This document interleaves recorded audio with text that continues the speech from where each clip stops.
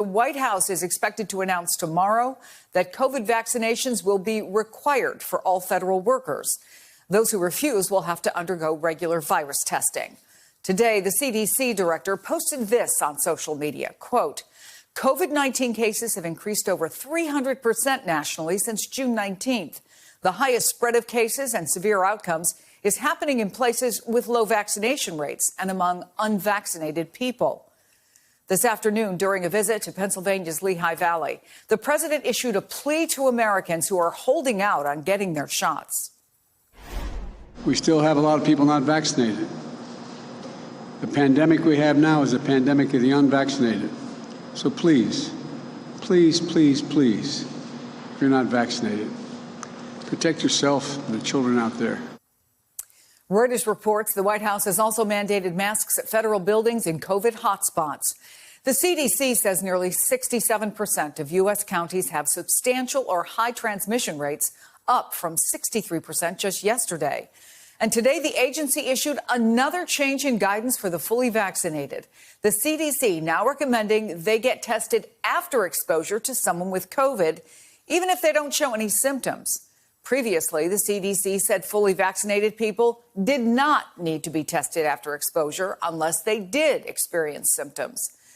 The Washington Post is highlighting the potential political toll of this latest COVID surge on the White House, writing, quote, this new landscape, and some say the administration's less than clear messaging, is complicating Biden's efforts to show that he is still leading the United States out of the pandemic, his presidency's central promise.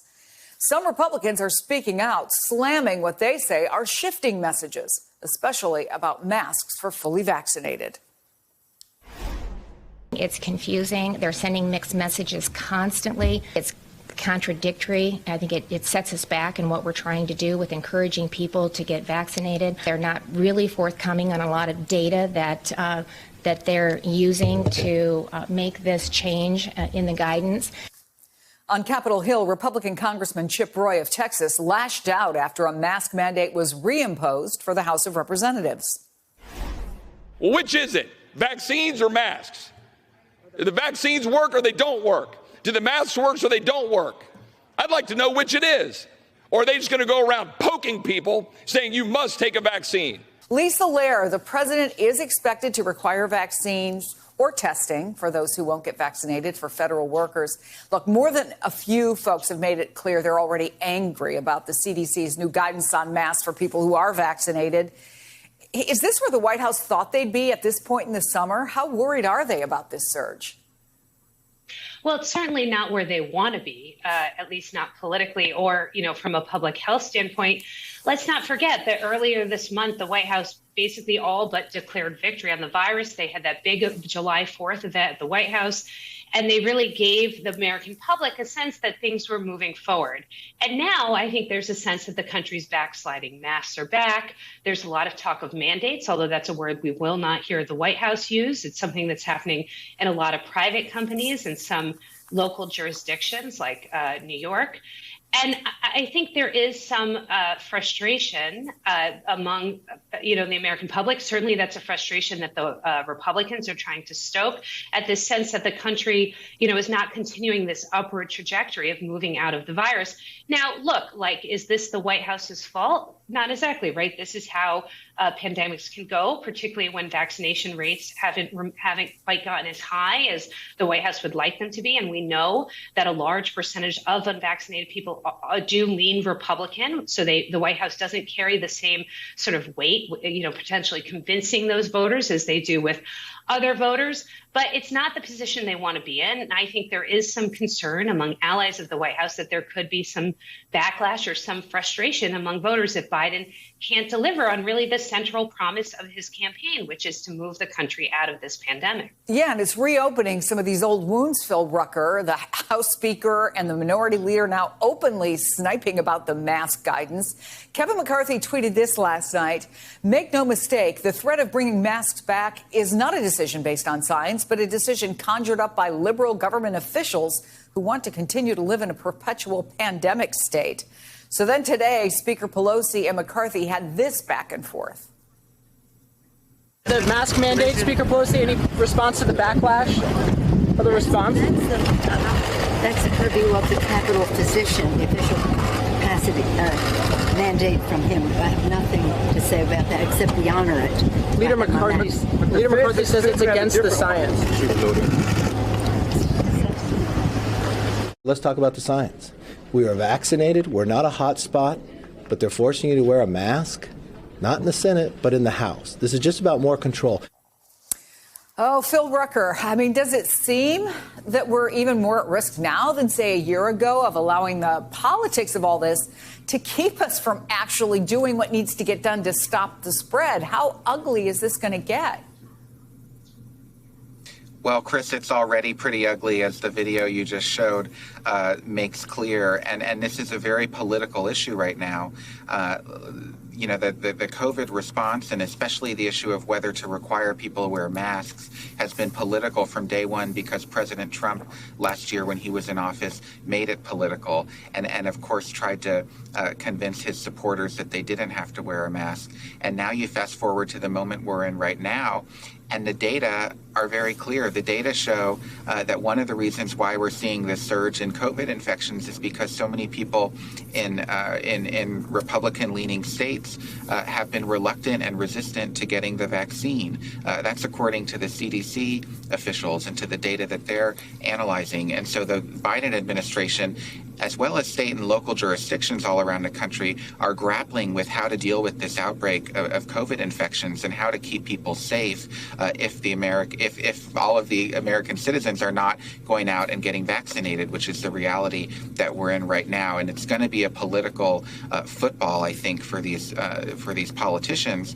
And, you know, we should also keep in mind that one of the reasons why Pelosi is so adamant about these restrictions inside the House is because so many of those House members are coming to Washington from their districts. Those districts are hotspots, many of them are, and some of those House members have been reluctant and resistant to follow the guidelines in their own communities. And when they're convening in the Congress with so many people who are at an advanced age, it certainly brings a risk to the lawmakers and elected officials there. And so, Dr. Patel, while they're moving from the White House perspective in the right direction on infrastructure, not so much on this surge, how concerned are you about where we are?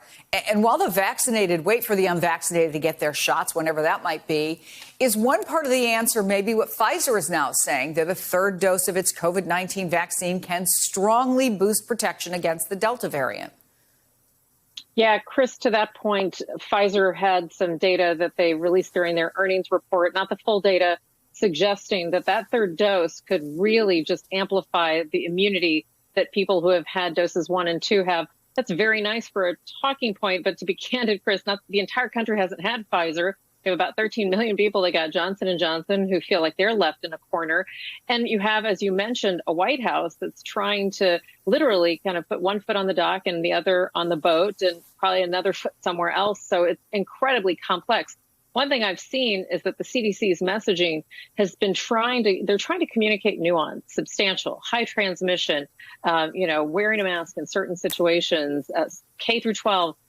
We have seen now time and time again, Chris, we can't do nuance because we're all reacting from this very emotional base. I mean, that's where we all are now. Yeah. So those of us who are vaccinated, we're waiting for the unvaccinated. And Chris, what I've seen, you're seeing it too, I'm sure everybody here is, it's getting kind of ugly. I mean, vaccinated people, including myself at times, were angry at what's happening. And that's everything that's playing out, in our communities and nationally and internationally. So I hope that we can get this communication simpler. Chris, I hope we can remind people that wearing masks is not a sign of a lack of confidence in the vaccines, but it's what we have to do to drive down these cases, point simple, until we can get the rest of the country vaccinated and then work on the rest of the world. Don't lose sight, Chris. This isn't over until we can get the majority of the globe vaccinated. Yeah, and we can point out, as we always have, this is no longer an access issue. This is no longer us getting on the phone for 4 hours hoping to get an appointment. So there are these questions that have been raised about what's happening in Great Britain, because that country was a mess.